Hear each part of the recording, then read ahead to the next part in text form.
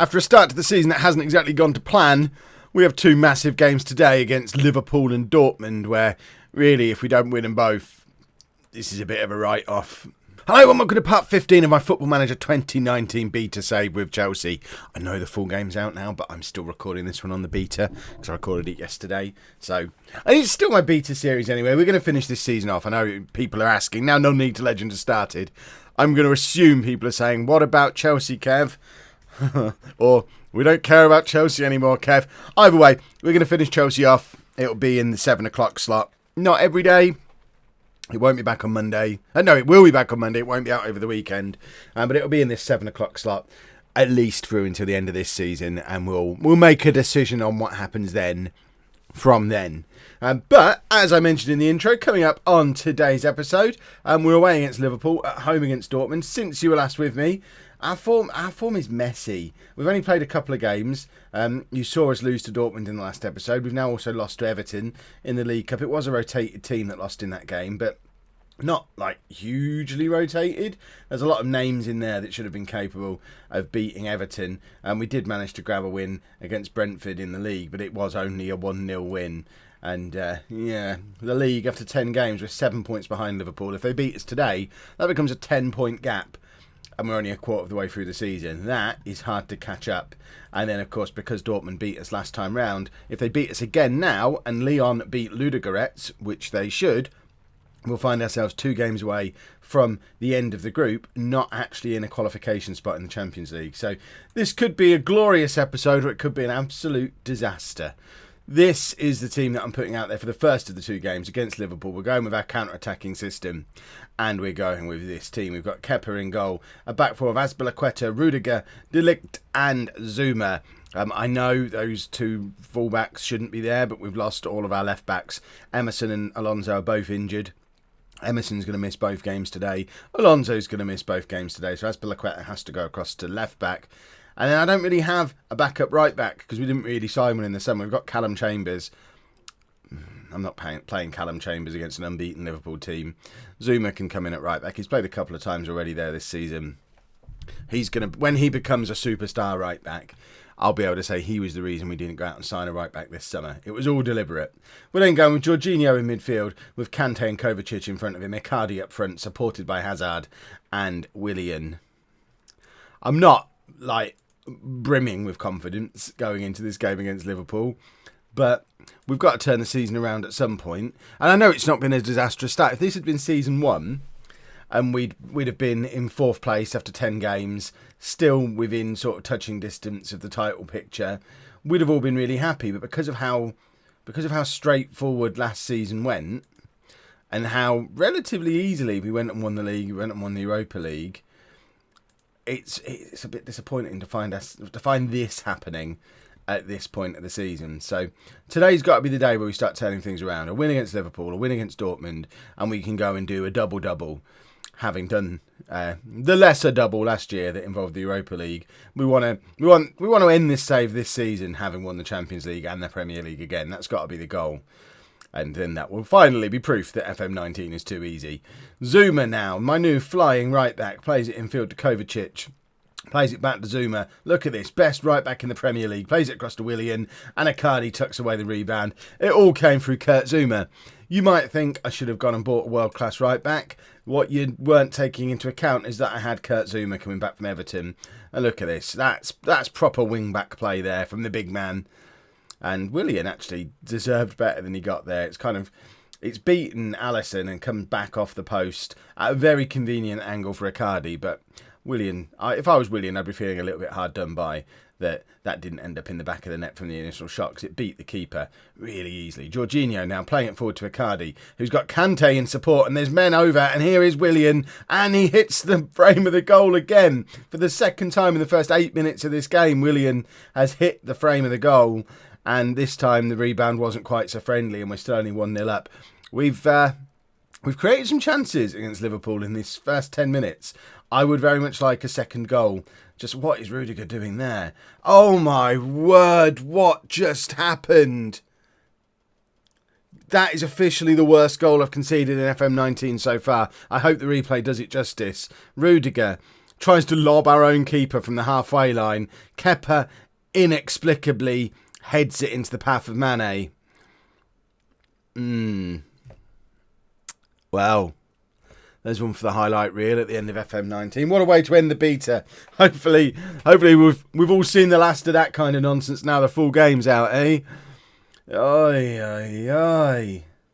That feels like the kind of clip I need to stick on Instagram. Yikes.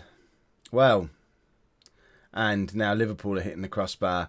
And, I mean, that is the kind of random, total nonsense that can absolutely turn a season around as well. Because we were completely in control of this game. Rudiger, I just don't know what he was thinking. And I don't know. If Kepa just catches that, I know it's a back pass officially. Surely no referee's going to penalise him for catching it when it's going over his head. He had to jump up to head that. I think that counts as just making a save from a terrible mistake from Rudiger. Surely. We have been unlucky so far. Everyone apart from Mr. Stupid has been unlucky so far, and hopefully we can sort ourselves out in this. I don't know what he was thinking. What was he even trying to achieve? He was on the halfway line. If you're playing it back to the keeper, for goodness sake, play it along the ground. But really, when we're playing such a high defensive line, and he's there on the halfway line as the last line of defence, why is he playing back to our goalkeeper anyway? The keeper's in his area. It's not like he's coming out sweeper keeper styly, ready to pick up that ball. It was just a mess. Right, we're going to take off Kovacic and bring on Ross Barkley. Rudiger's apparently playing better than Delight. Wowzers. I don't know what to do. Jorginho isn't playing great. Let's bring Will Hughes or Frankie de Jong. Hughes is my man. Hughes is my boy that I brought in this summer. Spent a lot of money on Will Hughes. I've got to justify that purchase. We've actually played him in quite a few games as well. The Mason Mount brigade, hopefully, Will Hughes is going to show why he was a better option than Mount, who I don't think he'll ever play a game for Chelsea. I think we talked about it in that last episode. Look, tough tackling, wing-back Eden Hazard there. We might retrain him. We'll have Zuma as our right wing-back and Eden Hazard as our left wing-back. That's the future of Chelsea right there. What can we do? I mean, I don't know what we should do. Should we be bringing on Morata and trying to force a win? Or should we be shoring things up at the back and just, I don't know, locking Rudiger in a cupboard so he doesn't make another silly mistake?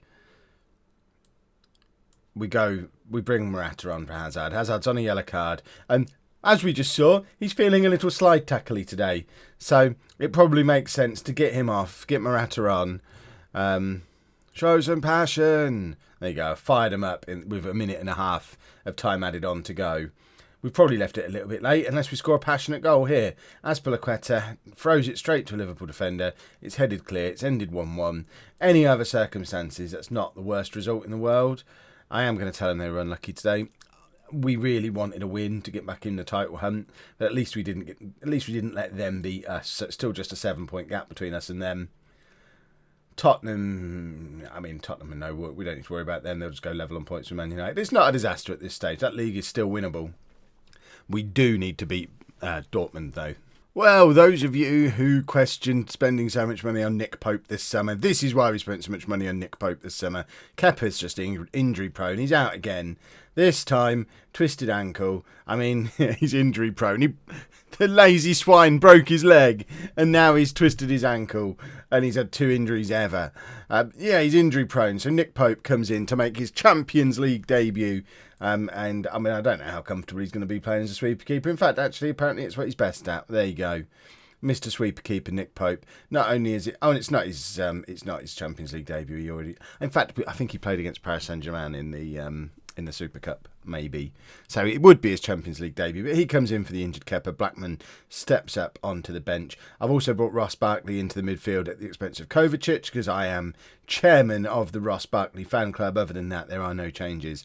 Yes, that's right. Rudiger keeps his place. I'm going to put the goal in the last game down to a breakdown of communications between Rudiger and Kepa, and as Kepa's not there, then communication should be better. That's what I'm thinking. This is Nick Pope's big opportunity. Right, We do need to win this game because they beat us in the last match. We need a win. A win puts us top of the group. A defeat, with the assumption Lyon are going to win their game, a defeat causes us problems going into our final 2 games. Although we will have obviously played Dortmund twice, so we'll still have Lyon to play and Ludogorets. So we should beat Ludogorets, and then it'd just be basically a playoff for second place with Lyon, which isn't the most disastrous situation to be in. I think in a one-off game we can beat Lyon. But let's not get ourselves into that situation. Let's beat Dortmund. Because let's face it, if we can't beat Dortmund at home, having already been completely outclassed by them away from home, if we can't beat them at home, what's the point in us even staying in the Champions League anyway? Because if Dortmund have got our number, I don't think Dortmund are going to go and win the Champions League this year. So it just means any time we play against anyone remotely good, we're going to get battered. Jorginho, is he in a mentoring group with Rudiger? What are my players doing at the moment? That's why I don't want him to be a playmaker. Ask him to think too much. And it was a beautiful cross across our penalty area. What are our players thinking? I'm going to give them a little bit of a... Can you just concentrate, you morons? My word. Right, Hazard. Cuts it back across. But in fact, he doesn't because it's straight into their keeper. I might have annoyed the whole team telling them to concentrate. I haven't. They're composed. It should have just been a yell at Jorginho. Can you do personalised shouts? You must be able to. I just haven't done them yet. Jorginho. I love the... yeah, I am still just discovering shouts. What of it? Right, Hazard. He's on a yellow card again already. And he's cutting a forlorn figure. He looks frustrated, and now I'm frustrated because we're 1-0 down at home against Dortmund. It looks like Lyon aren't yet ahead in their game, but all the same, look how far Royce comes here. That's world's best wing-back Kurt Zouma there, absolutely unaware that Royce is running past him. I feel like my summer transfers are coming back to bite me in the leg. Yeah, it's a family-friendly channel. They have to bite me in the leg. Azpilicueta cutting inside. He's playing as an inside-forward wing-back. Inverted. Is that what an inverted wing-back is? I've never really understood that one. That's why I've never used it. Jorginho can't get onto the end of the Hazard corner, and now Dortmund are cantering on us again. It's a good tackle from Azpilicueta, though. Rudiger's there. I would say close enough to the goal for it to not be too dangerous. He was aiming back at our own goal again, though, wasn't he? The man's obsessed. Hazard now. I think Eden Hazard's getting sent off in this game. The frustration's just going to get to him. Icardi. It was a lovely little turn from Icardi, but he can't direct it towards goal. And after that little purple patch when Icardi first arrived, he's not as prolific as I was hoping he would be. I don't know that he's scoring goals at a quicker rate than Morata was for us last year. I think we've spent a lot of money on a player who's not that much better than what we already had. Right, let's be aggressive. I expect to see a much better showing in the second half. And what's up with Willian? He has a groin injury. We've got Januzaj on the bench who can potentially come on. Icardi's having a terrible game. Right, we're going to change things up in the second half.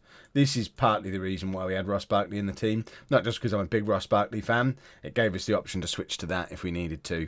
So we'll just push everybody a little bit further forward. Barkley now slots in behind Icardi, where he did score a lot of goals for us last season. Hasn't really had much of an opportunity to play there this season because we've rarely used this 4-2-3-1 this season. Largely because our attacking midfielders were all injured at one point, so we didn't really have the opportunity to. But now we've got a nice smattering of attacking midfielders again. It makes sense to get them back in the team. I think we probably need to get Willian off. So I'll bring Januzaj on for him. See what he can do in a Champions League setting. Let's tell him to get creative. We need to be creating some chances.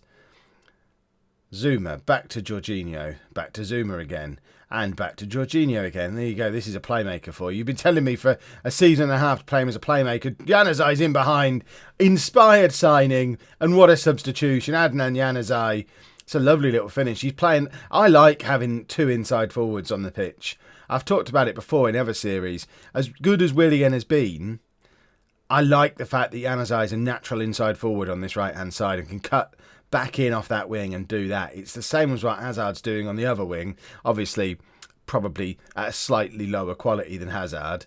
But, I mean, it was effective. It got us a goal. That's the important thing. We're going to take off Icardi and bring on Morata because Icardi's just been very disappointing in this game. And we haven't really given Morata much of an opportunity to play as a striker this season. We've given Icardi a lot of time to settle in, and he hasn't really done it yet. Right, just going to watch this corner before I do the next substitution. Hazard with the corner. It's far too long, but Kante's there to collect.